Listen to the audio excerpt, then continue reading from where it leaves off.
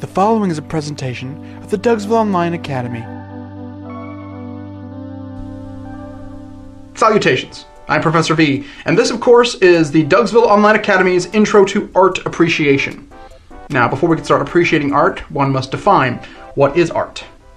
Well, paintings naturally, then you have sculpture, music, movies, and some people say architecture is a form of art, but what about video games? That got your attention, didn't it? Well, Roger Ebert, the famed film critic, and Hideo Kojima, the video game designer, have both claimed in interviews they don't believe that video games are or ever will be an art form. However, a little known fact about the two of them, Roger Ebert once penned a script to a movie called Beneath the Valley of the Ultra Vixens, and Hideo Kojima is an open fan of the Twilight series of books. So what the fuck do they know about art, huh? Now, speaking as someone who never took a bribe from George Lucas to say Revenge of the Sith was a good film, and as someone who didn't ruin the Castlevania franchise, I believe I am well equipped to tell you, my class, what art really is. Art is anything made by a person or persons with the intent of getting the response, hey, look at that, isn't it hip, and where it's at. Michelangelo did it with the statue of David, Orson Welles did it with Citizen Kane, Frank Zappa did it with Shake Your Booty, and of course, Eugene Jarvis did it with Robotron 2084. Isn't that hip, and where it's at? So thanks to a sizable donation from Reload Last Save, as well as the support of Rablats and viewers like you, I will now be renaming this show Gameducation, a comprehensive look at video games as an art form. So go ahead and throw away those $500 textbooks you maxed out mommy and daddy's credit cards to get, and pick yourself up a copy of PC Gamer from 1998, because we're going to be talking about video games today.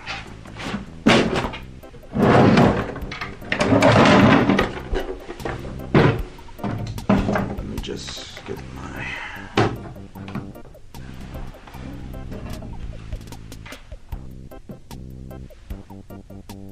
And by the way, it's pronounced Gameducation. It's just one word. It's not game education. It's definitely not gam education. Gameducation.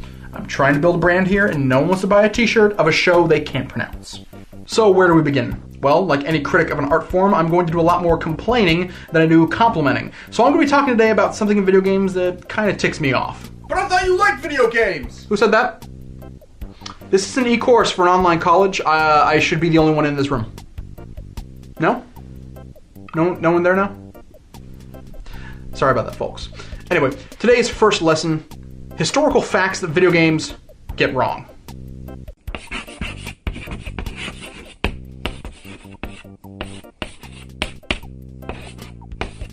Now, Rockstar and Team Bondi completely hit the nail on the head with the sense of fear and trepidation that most Americans felt post-World War II in their excellent game L.A. Noire. But historically speaking, they got some of their facts a little wrong.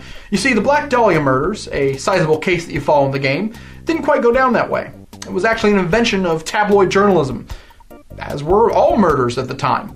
You see, the first murder in LA history wasn't reported until 1978, and even that was thrown out of the courts when it was found out you can't try a mountain lion for a criminal offense. Now, the Yellow Turban Rebellion of ancient China, while it did last over 20 long years, happened only one time in Chinese history. But Koei, the makers of Dynasty Warriors, would have you believe it happened over 8 separate times. That's right, 8 separate Dynasty Warrior games, not including spin-offs, all begin with the Yellow Turban Rebellion. That's just not true, Koei. Also, Koei would have you believe that Dynasty Warriors is fun, which is also not very true. Leonardo da Vinci was an old man. He was born an old man, and he died an old man. I don't know what you're trying to pull, Assassin's Creed, but I don't like it.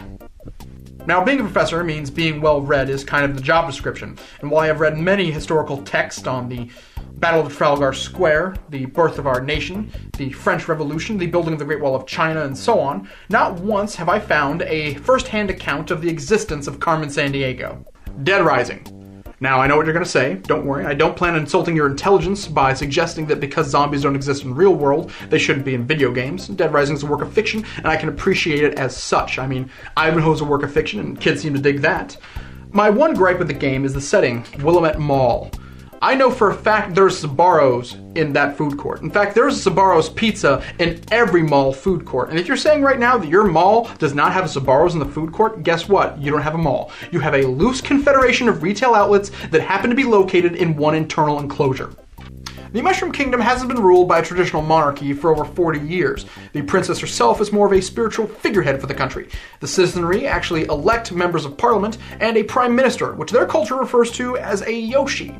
The game Mega Man 2 charges your character Mega Man to defeat 8 robot masters, but historically speaking, there were only 7. The character Woodsman only had a bachelor's degree in health administration. Now, the Crusades lasted a long time, but they only happened once. But Koei, the makers of Bladestorm, would have you... It just occurs to me, there were multiple Crusades and only one Bladestorm game, so I don't quite know the point I was trying to make. Historically speaking, Fist North Star was a badass TV show. Koei made 2 terrible Fist North Star games. Now, the game Contra would have you believe, if you enter up, up, down, down, left, right, BA, start, you'll get 30 extra lives. And while I can't historically debate this, I can debate it philosophically. Guess what, folks? You got 1 life. 1 life on this planet, and when you're dead, you're dead. That is, of course, unless you are a Hindu. If you are of the Hindu faith, the code for 30 extra lives is down, down, up, up, right, left, A, B, select. Rapture was actually built in the Pacific Ocean, not the Atlantic. What does Iceland, the Philippines, and Hastings all have in common? Well, other than being mentioned in a Murray Head song, none of them have been attacked by 3 giant monsters. Ergo, Rampage is a little bit of an exaggeration. However, I will give them this. Cucamonga was once destroyed by a giant lobster. So what did we learn today, class? That you're a fat nerd? There it is again. Who keeps... Look, it was my understanding that I had this room till 5 o'clock. I was promised I wouldn't be disturbed. And you disappeared again, didn't you? Okay, it looks like you pop up, you criticize me, you disappear. That's immature and honestly a little unsettling. Sorry about that, folks. We learned that video games, they're not perfect. But then again, can you think of a piece of art that is perfect? Maybe that's the point. Art, it's not a literal interpretation of our past, our present, and what might happen in the future. It's our own personal interpretation through our perception of the world around us. And like art, like video games, our own perception can be flawed. And maybe it's those flaws that help endear art to us even more. I personally think Gwenica looks like shit. People want to make fun of Jumping Flash and Twisted Metal for looking bad in this day and age, but I mean, this guy didn't even know what anti-aliasing was. You might as well hang a picture of Turok Dinosaur Hunter up in the Louvre. Okay, class, here's your homework for the day. Play Pocky and Rocky 2 for the Super Nintendo and make 20 Let's Play videos and put them on YouTube. Also, extra credit to anyone who can send me a copy of Pocky Rocky 2. My friend Jason spilled grape soda on it in 2007 and it hasn't worked since. Well, for ReloadLastSave.com, RabLats.com, and of course for the Dougsville Online Academy, a division of the Dougsville University of Intelligence, this has been Gameducation. I have been Professor V, and class dismissed. Literally class dismissed. I'm an educator. I'm not a comedian. That wasn't a clever sign-off. I'm asking you to leave. Okay, this is getting awkward. You're not turning the video off. Look, I got papers to grade, so I was going to do that for the next 15 minutes. If you want to watch me do that, that's your prerogative. I ask you not to judge the entirety of this episode or the show based on what you're about to see. It's your choice. You wanted this little extra, so... Let's watch a sad bald man grade papers. This is going to be a laugh, right?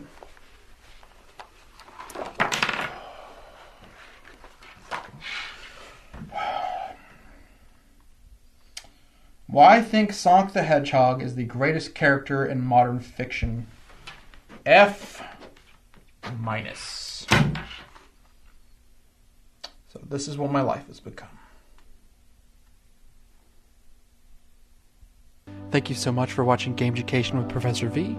To check out similar series, you can find them at www.reloadlastsave.com or www.rablats.com. And to follow the creators of this fine program on Twitter, you can find them at ReloadLastSave.